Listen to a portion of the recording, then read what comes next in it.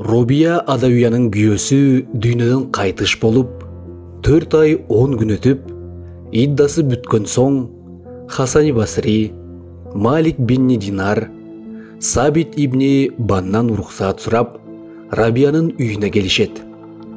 Рабия үйүнө парда тартып, парданын артына олтуруп, киргиле деп уруксаат берет. Хасан Басри сөз баштап айтат. Күйөөң өлдү. Арине, өлбөгөн пенде болбойт. Бирок тирүү адам кайрадан жашоону улантуу керек. Андыктан сиз күйөөгө чыгып, жашоону улантууга тийишсиз дегенде, Робия айтат. Туура айтасыз.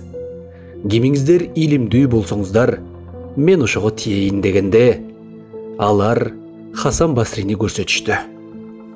Робия Хасан Басриге айтты. 4 суроом бар.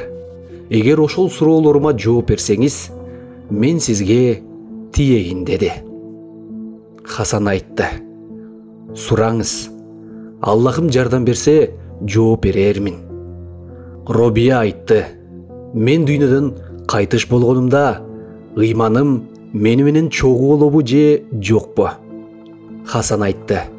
Бул белгисиз. Аны бир Аллахтан башка эч ким билбейт. Робия айтты. Экинчи суроом. Мен көргө барганымда, Мункар Накир периштелер келип суроо сураганда, мен алардын суроолоруна жооп бере аламбы же жокпу? Хасан айтты. Бул да пендеге белгисиз иш. Аны бир Аллахтан башка эч ким билбейт. Робия айтты. Үчүнчү суроом. Кыямат күн болгондо махшарга адамдарды топтоп, китептери берилет. Ошондо менин китебим оң тарабымдан берилеби же сол тарабымдан берилеби? Хасан айтты. Бул ишти да бир Аллахтан башка эч ким билбейт. Робия айтты. Төртүнчү суроом. Кыямат күнү болгондо Алла Таала адамдарды 2 бөлүккө бөлүп, бир бөлүгүн бейишке, бир бөлүгүн тозокко айдайт. Ошол күнү мен кайсы бөлүгүнө кошулам? Хасан айтты. Бул дагы иш пенделерге белгисиз. Робия айтты. Ушул 4 нерсенин кайгы камы түнү күнү жүрөгүмдү оюп жүрөт. Андыктан менин жүрөгүмдөн күйөөгө чыгып, турмуш куруу ойду чыгарып салганмын. Робия айтты. О Хасан, Алла Таала акылды жаратканда канча бөлүккө бөлдү? Хасан жооп берди. 10 бөлүккө бөлдү. 9 бөлүгүн эркектерге берип, 1 бөлүгүн аялдарга берди.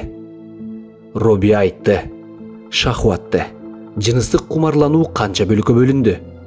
Хасан айтты. Шахватты да 10 бөлүккө бөлүп, 1 бөлүгүн эркектерге берип, 9 бөлүгүн аялдарга берди. Робия айтты. О Хасан, мен бир акыл менен 9 шахватты басып турам.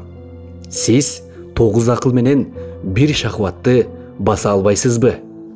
Дегенде Хасан Басри шериктери менен ыйлаган абалда аялчалык эмес экенбиз деп ыйлаган бойдон чыгып кетишет.